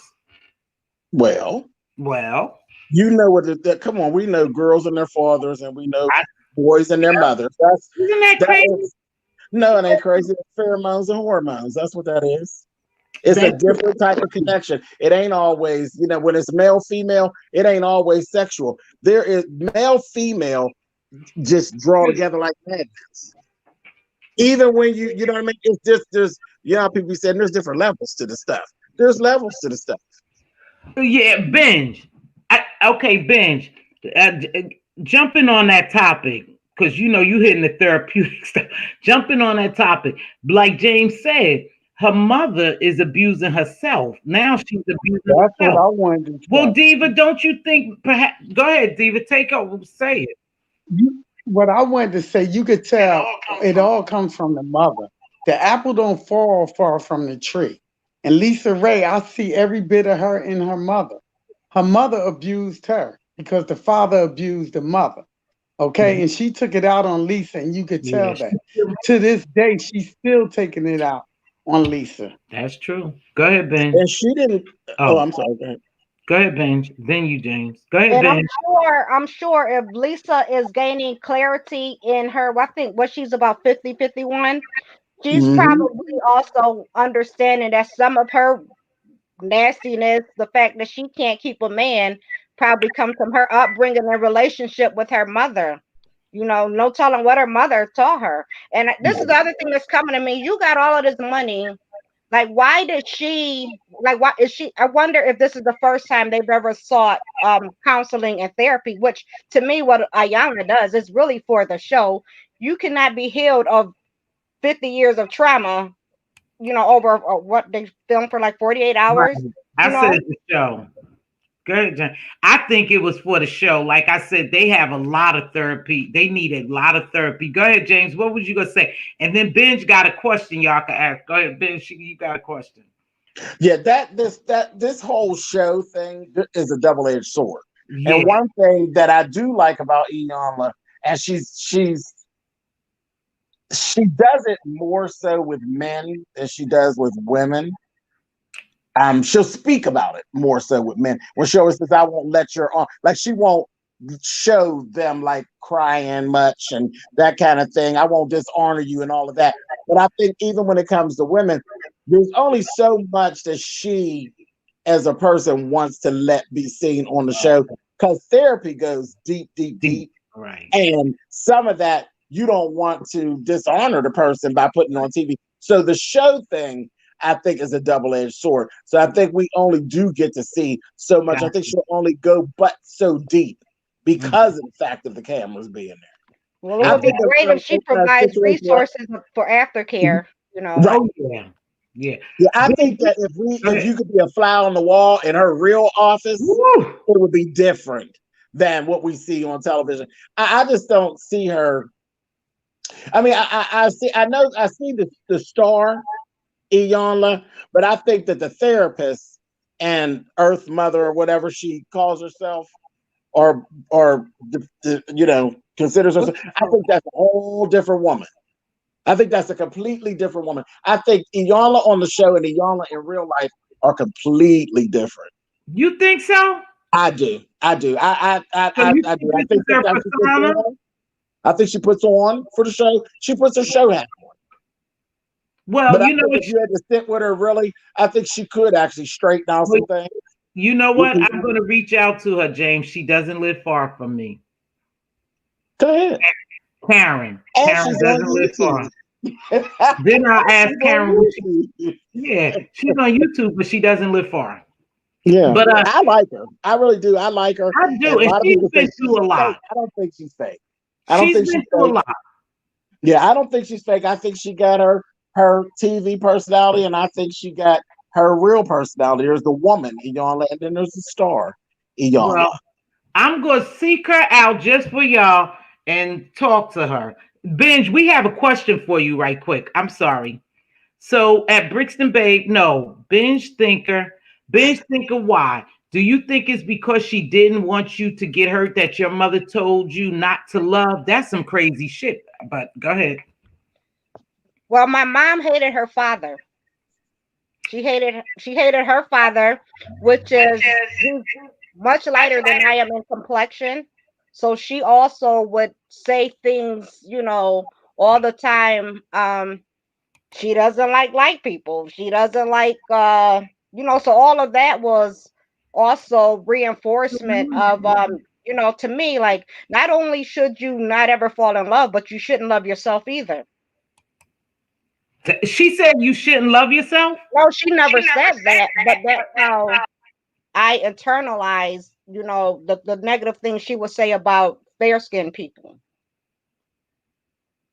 So also she would say,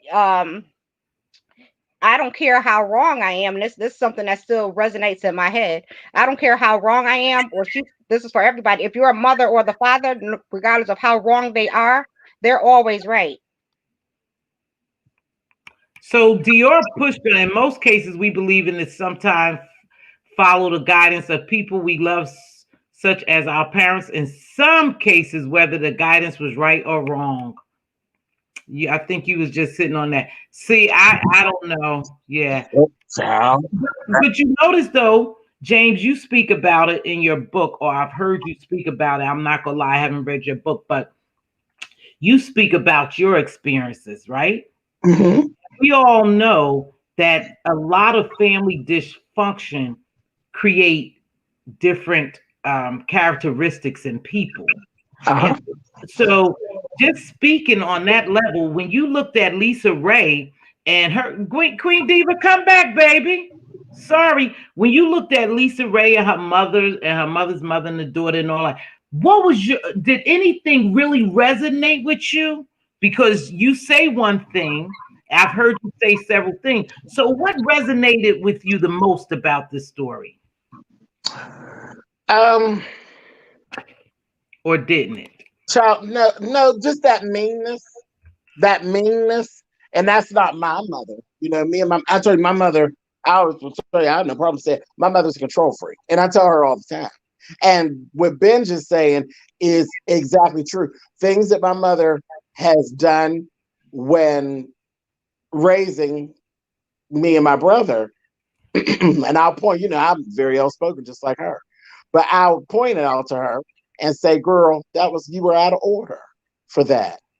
And my mother won't say, well, yeah, I was, and this, that, and that. No, her answer is, I did the best that I knew how to do. And I'm like, so you're hearing what I'm saying, but you're not receiving what I'm saying. And that has to do with her control. It has to do with her control. But no, I don't. I don't hate my mother. I just accept my mother for who she is. My mother is my mother, and that's just who she is. My mother is a Gemini, and my mother is very much hot, cold. There is nothing in the middle. She is hot and she is cold. Period. Let me ask you something. Come on, Ben, because Ben just dropped that. Ben's just opened that mic. What you trying to say? Go ahead, Ben. Go ahead, Ben. Go ahead. I said it's about control. I agree. That control.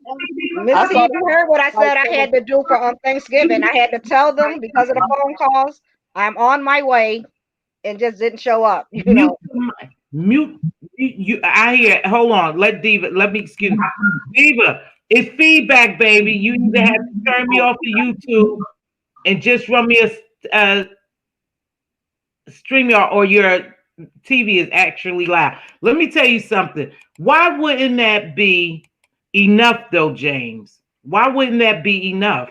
You said it wasn't enough, and you don't think your mother received it. But Perhaps she's telling the truth. She did the best she knew how. Oh, that is completely her truth. So what else do she need to say? But hey, I did the best with what I had. Oh, nothing. I'm satisfied with that.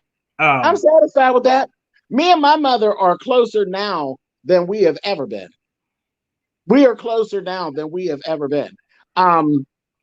When you see, well, I don't know. I need your permission to actually say this because it involves another person's channel. It's not like any beef type of thing or no, anything. go. Like that. Go say what you want. Okay. Listen. Okay, so Don't be fooled by me. Just go. Child, you know I know you. But no, Almond Brown 09, I've given her permission. And for the last 3 weeks, she's actually been reading my book out loud on her channel. So I know a lot of people, because see, I'm a writer and I don't like to read. I don't. I really don't like. It's the weirdest thing. It's one of my weird things. It's a Jamesism. But I don't like to read. And I don't have an audio version of my book. So I know there's a lot of people who don't actually read books, but they like to listen to them. Almond Brown is actually going like basically two chapters a week. I think she spends an hour and she's actually reading my book out loud. So Ms. T, if you want to do that, because you be in the car or you be at work or whatever. Okay. If you want to listen to the book, you may want to do that. Just click on her channel. She's 3 weeks in.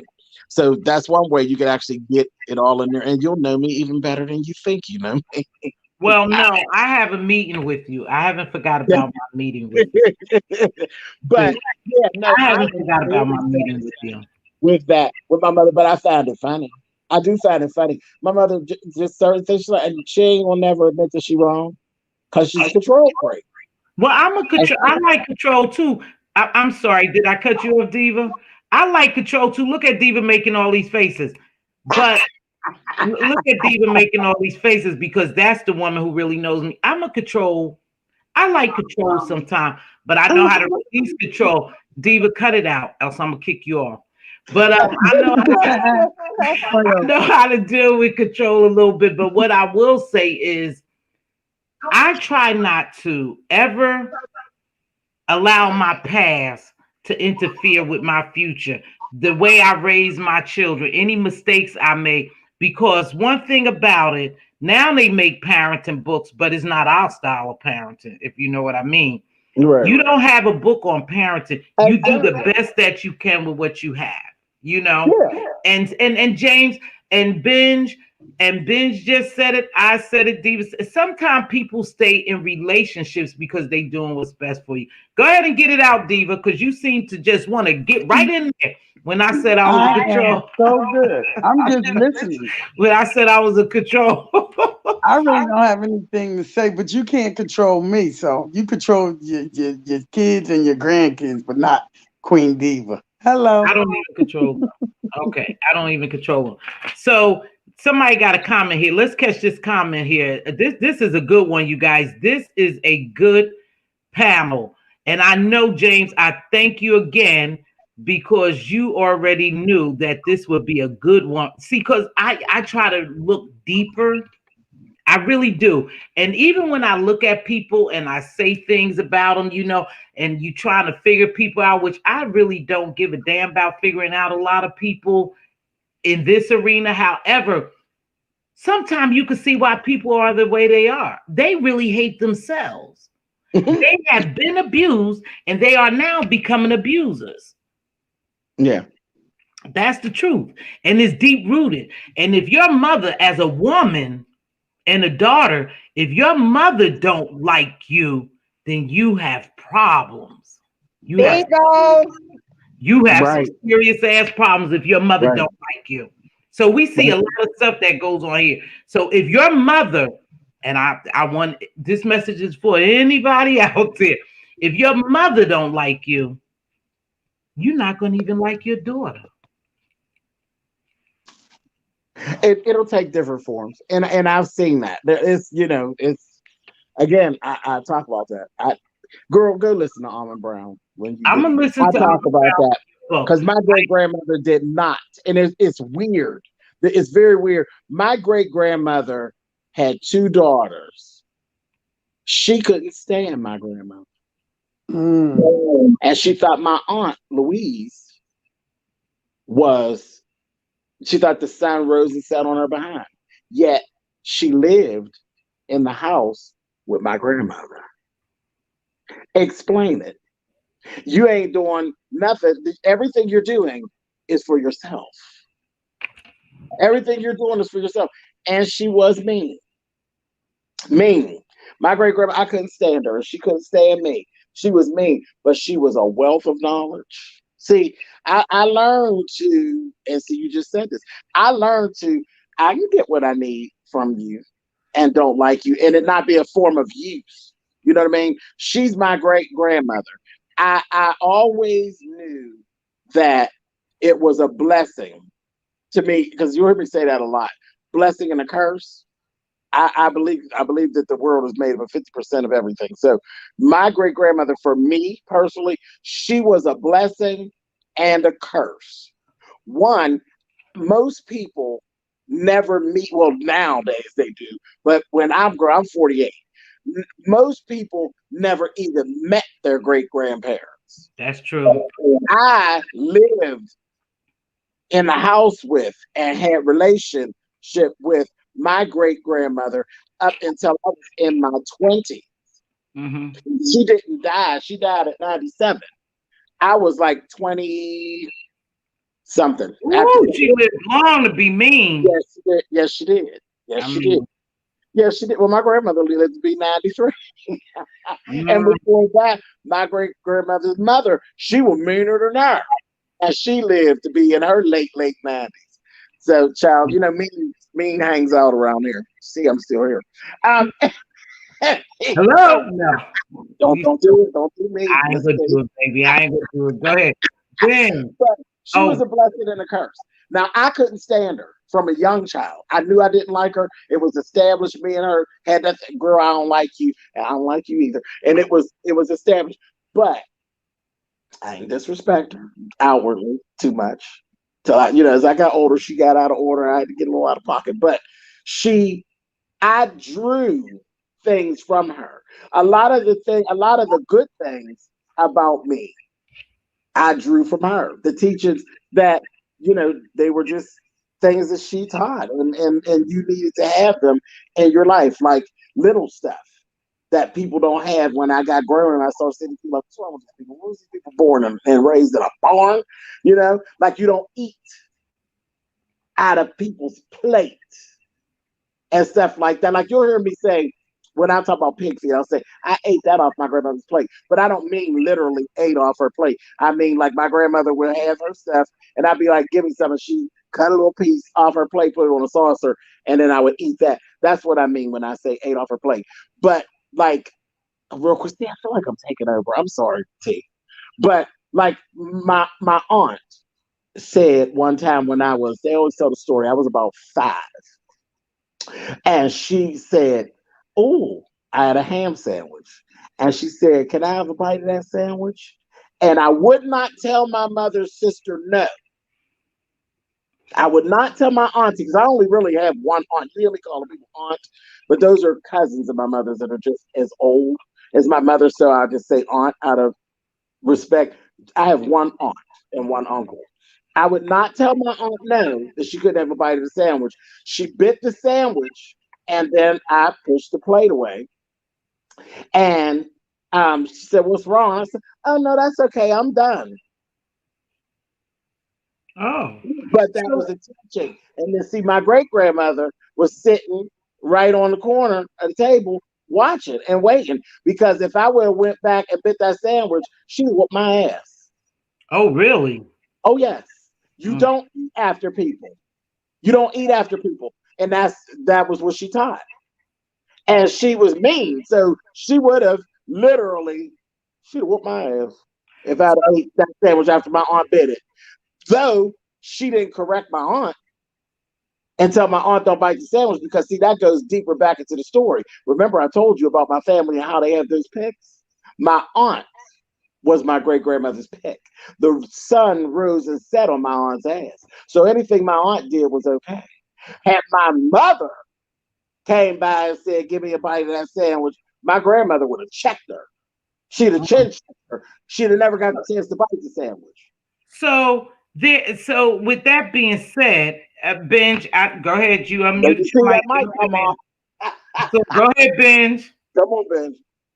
Also, because of if a child, or well, I'm gonna say child, growing up in an abusive environment, once a person gets to be an adult, if they really didn't know that it was abusive, they end up in relationships that are dysfunctional and tumultuous, and also a bigger chance of re-victimization in spousal relationships and intimate relationships. I agree, Ben. I agree. But James just said it too, and I think we all on one accord when we say this, when I say this again, learned behavior. Mm-hmm. Behavior. You, even though grandma was mean, she taught you something. A lot of times when James, did you say, and Benj, I know your mother is still with your dad until this day, even though you say it was like a tumultuous, did you say that, or abusive relationship? Did you say No, that? my dad puts up with it. He doesn't complain about my mother or anything. I be Oh. saying, sometimes I be saying, poor thing, don't even know that he's a domestic violence victim. But anyhow, you see how people could just hang in, but it's always a lesson to be taught in any relationship, and I don't think, and I don't know statistic wise, so a lot of times I don't elaborate on something I don't research or don't really know about. But the black family, the dysfunction in the black family goes way back, way Mm-hmm. back. Like James said, his grandmother lived with his grandmother, the mother lived with the grandmother, and the grandma. And so those are women teaching him, right? Those Mm-hmm. are women somewhere down the line. And correct me if I'm wrong. I heard it from, so was it some type of brokenness there, James? As far as when it gets as far as my grandmother and her mother, it Okay. was the abuse, and you just kind of just took it. But then, like I said, as we move along, things started to change. And when it got to me, I was different. I'm different. I did a lot of speaking up where a lot of people didn't do it. Like I have older cousins. I have cousins like 8, 9, 10 years older than me, who they were like, child. Their game is like stuff that never happened. See, I got an issue with that. So this And problem, I roundhouse rooms. I do rooms. I'll do a whole room when the family get together and they get to playing them games and telling them lies. Baby, I'm the one to come through and be like, that is not how that happened. I'll tell you all the time, I got a real bad problem about people rewriting history. Don't do it. Don't Me do it. too, James. So they don't care Don't for my do it. mouth. I'm negative, but negative does not being truthful and honest does not mean being negative. And I Thank you, call it Ben. out. Thank you. that's the This and problem the I one that have. they get me with all the time is why you always got to live in the past. You need to learn how to let stuff go. Well, let me flip it on its side and say to you, why is it that when I talk about things that happened when I was growing up, this is what I remember growing up, and it just happened to be a bad thought that I need to let it Yep. go. I need to move forward. I need to stop hanging in the past.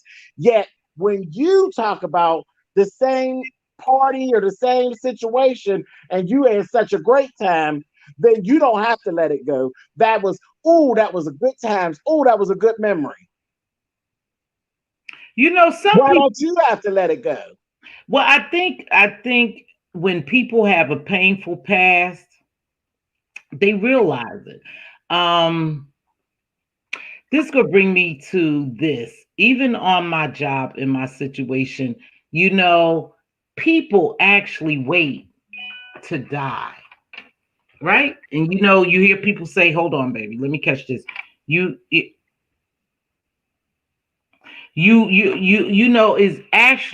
is actually people wait to die to make things right with other people, and then once they see that person and they make it right, they go ahead and transition. And the reason why I said that, some people will never admit they're wrong. Some people don't want to live in the past. They don't want you to bring up the past because the past Mm-hmm. is painful. And you keep Mm-hmm. bringing up my past, but I know my past is painful, so I just want to breeze by that. And in order for some people to grow, they do have to recognize their past, you guys, but they can't live in that past. And it seems like when people get angry with you, they continue to bring up that past because they want you to live in the past. And I think most people, or I believe most people, just don't want to confront their past because they have grown past it. Well, I've experienced things where I've always called out for not being a forgiving person. And then once I'm in a situation where I have forgiven a person for something that they did in my past, they want me to forget it. No, I didn't forget it. And we can leave it alone, but what you're not going to do is act like it didn't happen. And then you're going to talk around it like it didn't happen. Don't bring it up. If you bring it up, I'm going to tell my part. I'm not going to let you put icing on the cake. And I know that the cake is fallen and other people don't know that the cake is fallen. I'm not going to do it. I'm not going to dumb me down to make you feel good. I ain't doing it. And if that makes me negative, then so be it. It's not. It ain't making me negative. What it is you're fake. You're fake. And you're trying to build a facade for people that you so good and you ain't never done nothing. And meanwhile, here you are standing with a person that you abused for years. To me, telling a person to get past it is symbolic or an element of continue to invalidate their feelings. Thank you, Benj. And because I've said that and you know, I have harsh words. I have harsh words. And that's what people go, but wait a minute, you didn't have to say it like that. Yes, I did. I did it. I did have to say it like that. And I said it like that to get your attention. And I got your attention now. Because I had said to my cousin, one of my cousins, she pulled up some of that little stunt and told me, you know, you need to do that. And we were in a setting, and I'm getting ready to say this, but we were in a setting and the setting was swaying to her because I'm in a room full of cousins who all did the abusing. They all in that same age group. They all did the name calling. They all did all of that. And then they wanted to act like it didn't happen. Oh, he's just this way. Oh, no, baby. It's that stuff you all did is why he treats y'all this way. And then she got real groovy and said, why are you always trying to live in the past? Well, I didn't even bring it up. You all brought this situation up. And y'all talk about what a good time it was. It wasn't no good time for me. I was being quiet. You're on the mute. You got your mute on, Queen. I know you notorious for not. No. And making sure people know their history. I know that about you. That's good. Right. That's good. I'm going to leave y'all on, but I wanted to touch on, and then we're gonna wrap this up because you'll see why. You'll see why. But you'll see why. Validating. Benz stated that she think when people just brush past your past, when you want to speak about it, they're not, you know, they make you feel as though your feelings is invalid, right? That's what she said. Right. Something like that. In a lot of cases, this is just my belief. People don't want to talk about their past because it's painful. It's okay for me to validate and say, James, I remember. Yeah, I do remember that. I apologize that happened to you. If it's sincere, and you'll know whether it's sincere. But to just keep dwelling on it and bringing it up the past, bringing up my past, it is as if a person don't want you to move forward in the future when they bringing up your past, especially if it's a painful past. I'm trying to get past that. I'm working with me being a better person or doing something different. And here you go with this bullshit again. Tell me about when I beat you, kicked you, stomped you down, you know, in 2000. We at 2020. Let's get over that. Right. I'm not saying I forgot, you know, but let's just get over and move forward because we'll never move forward if we always bring up the past. at least acknowledge you hurt me. Exactly, Benj. That's what Spiller Boy Right. said. At least acknowledge that you hurt me.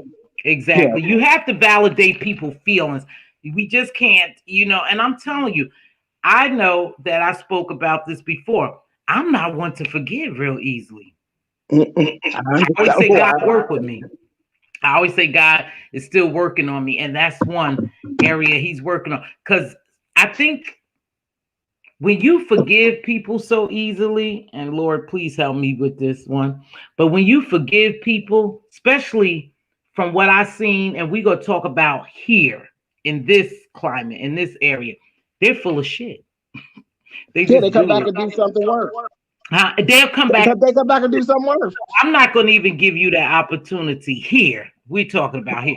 I'm not going to even give you that opportunity because then you're going to come back and do something worse. You're right. So it's very hard. It's very hard.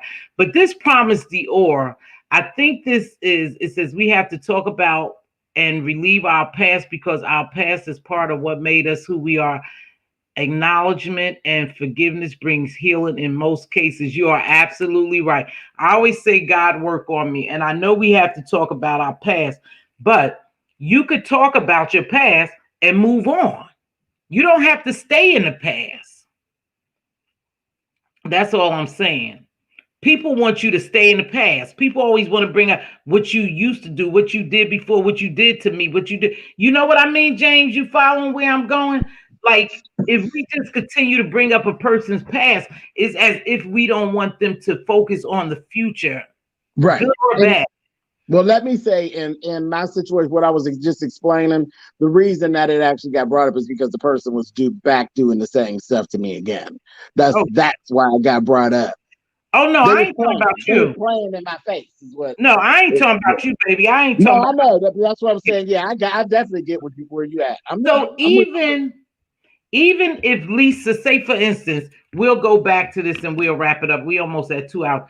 Even if Lisa Ray, now remember Lisa Ray, her mother and her daughter had to go back to living under one roof. We all acknowledge that, right?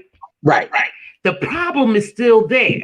The hate is still there. The bitterness is still there. The pain is still there. The resentment is still there. The abuse is still there.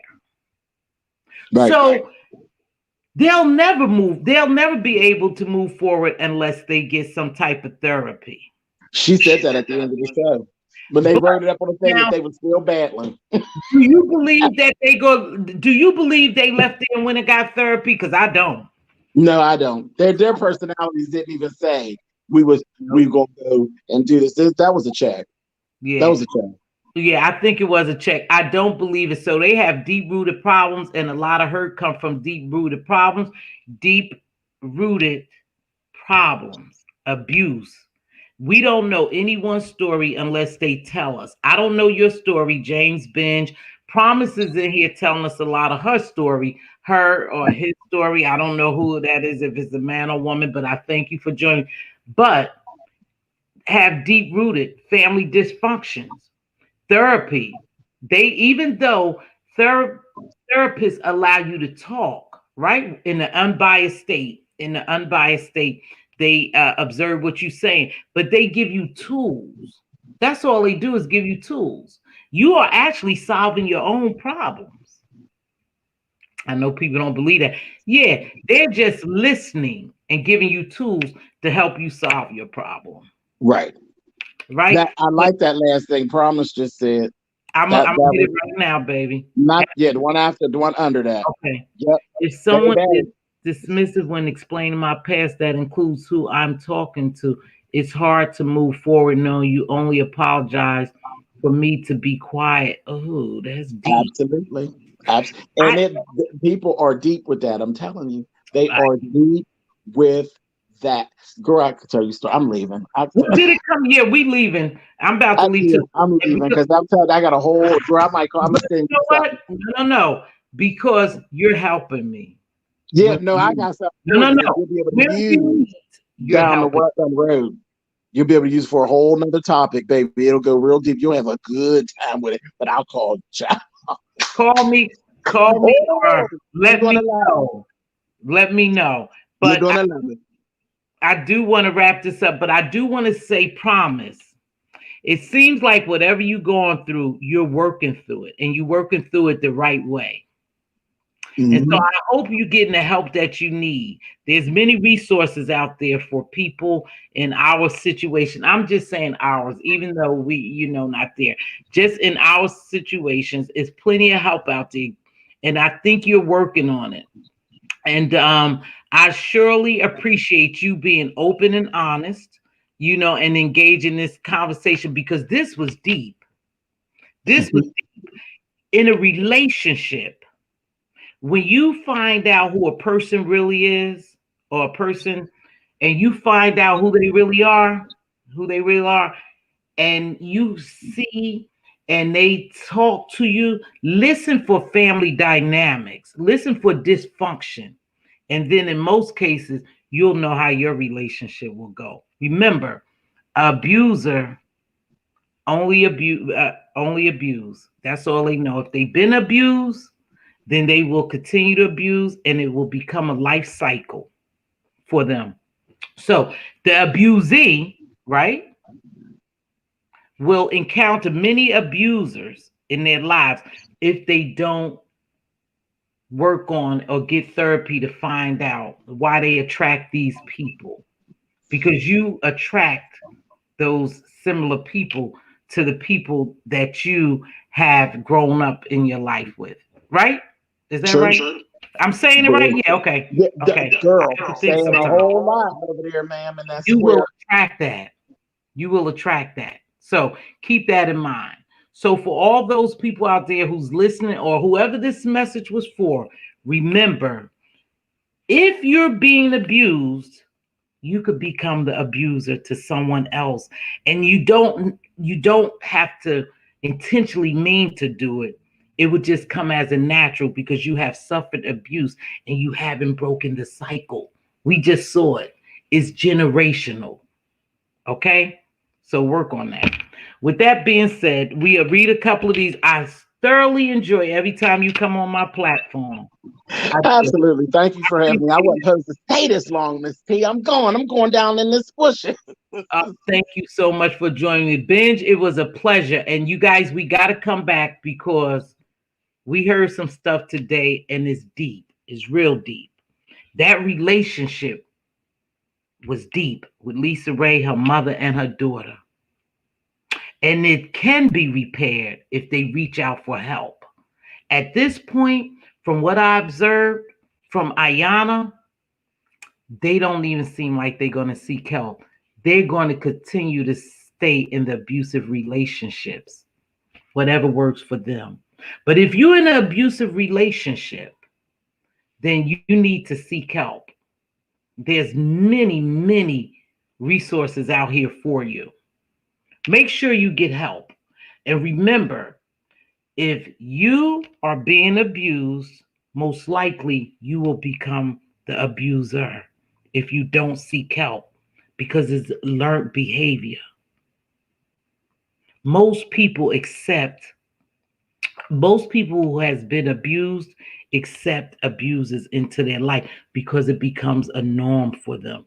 Don't let abuse become a norm for you. Get some help.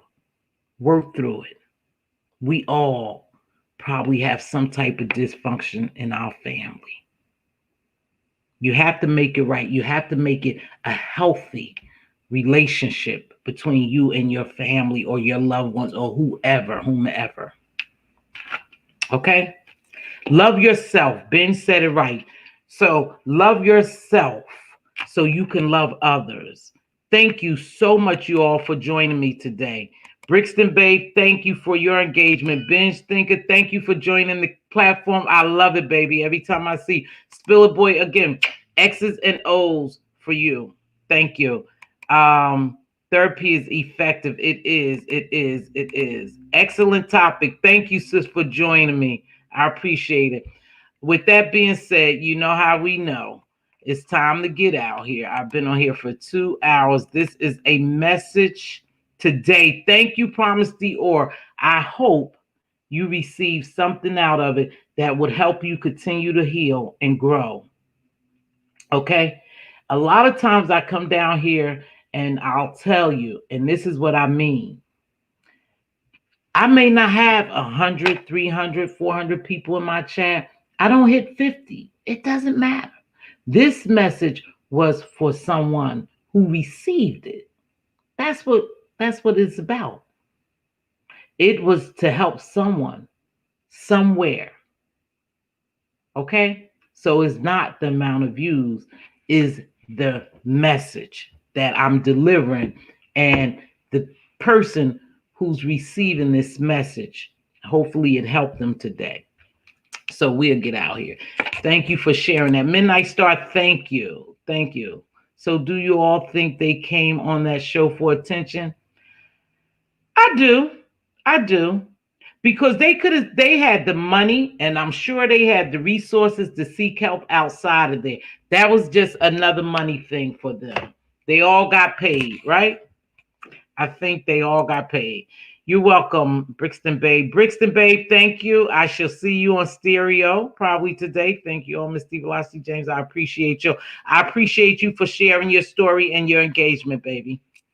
And if you have a topic, wait, you don't have it now, but you will. Wait. And again, I love that. Hair Queen Diva.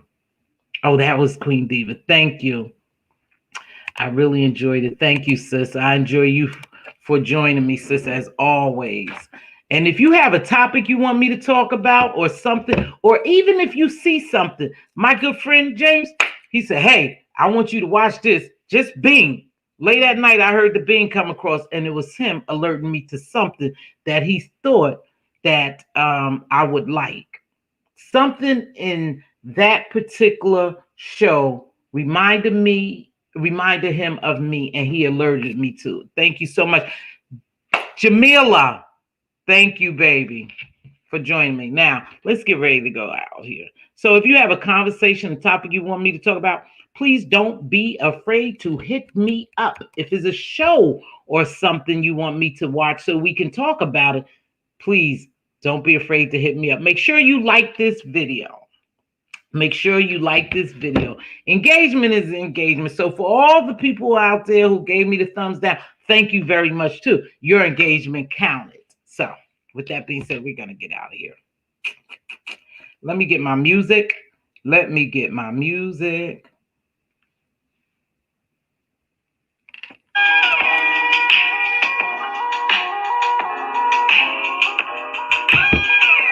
If your king's crown is crooked, help him straighten it up. If your queen's crown is crooked, help her straighten it up. Speak life and wisdom into your princes and princesses. They are our joint heirs. They are our future. Remember, we just talked about abuse. We just talked about love, learned behavior. Make sure we cultivate the right way. Love is taught, okay? Make sure you teach love so you can receive love. Hopefully you receiving love so you can teach love. Make sure you be a blessing and not a bother. That's my favorite, believe it or not. Being a blessing, not a bother. It doesn't take much to bless somebody. Hi, can I buy that cup of coffee for you? You look beautiful. Hello, sunshine. You never know what someone is going through. I'll open that door. You may be that very one person who picked their spirit up that day. I know it happened to me, and I'm here. Hey, BB Nice. How are you, baby? So if you missed this, make sure you watch the replay. This was deep. This was good.